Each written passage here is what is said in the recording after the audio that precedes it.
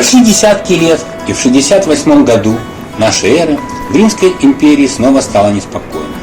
Поводом опять стала борьба за власть, и в эту борьбу оказалась втянут и Тарака. Наместник провинции Тараконская Испания Сервиус Сульпиус Гальба вступил в оппозицию политике императора Нерона и поддержал мятеж против него. В результате Нерон был низвержен, и Гальба встал во главе Римской империи. Новый император имел заслуженную репутацию скряги. Когда город Тарака подарил Гальбе золотой венок из древнего храма Юпитера, он отдал его в переплавку и взыскал с граждан 3 унции золота, которых не достало. В I-II веках нашей эры город Тарака продолжал удерживать огромное административно-политическое влияние, процветал и переживал период градостроительного бума. Во времена правления в Риме династии Флавиев в городе появилось множество памятников, были построены термы, публичные бани, акведук, амфитеатр. В верхней части города был возведен великолепный архитектурный комплекс, состоящий из провинциального форума и цирка. Был также сооружен знаменитый храм Августа, служивший, по словам историка Тацита, образом для всех провинций Римской империи. К III веку в Тарака сложилась уже достаточно крупная и организованная христианская община.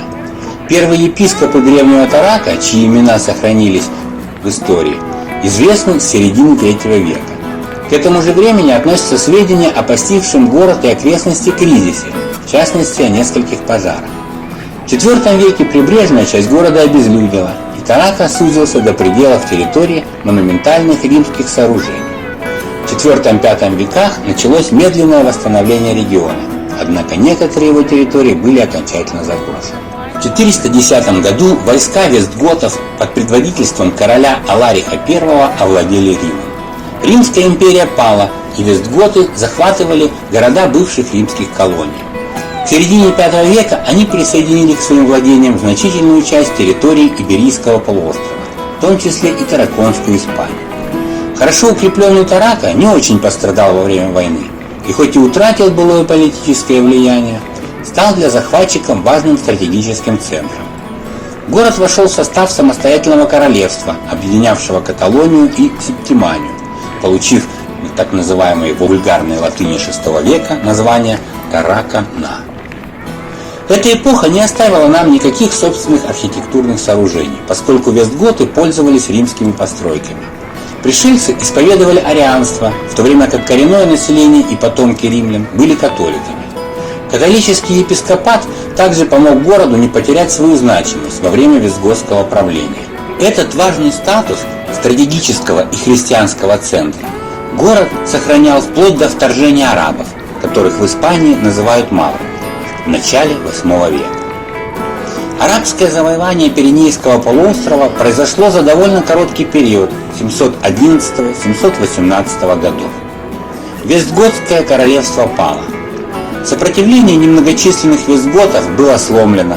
Преобладающие иберо-римляне не смогли оказать серьезного противодействия завоевателям, а значительное еврейское меньшинство даже приветствовало их, надеясь таким образом получить равные с христианами права. На завоеванных в Иберии землях образовалось исламское государство. Христианское население сохранилось, однако на него были наложены многочисленные запреты, подчеркивающие его второсортный статус. Таррагона была завоевана арабами в 713 году. Результатом серии сражений между христианами и мусульманами стало значительное сокращение населения города, превращение в руины величественных архитектурных памятников, разрушение инфраструктуры, после чего некогда процветающий Тарака стал походить на деревню. Епископ Таррагоны и часть христиан бежали в Италию. Это стало началом темной эпохи, о которой не сохранилось никаких документов. И хотя в последующие годы городу удалось избежать полного запустения, он оказался на границе между христианским и мусульманским миром. Каталонские земли к востоку от Таррагоны были освобождены от арабов уже к концу VIII – началу IX века.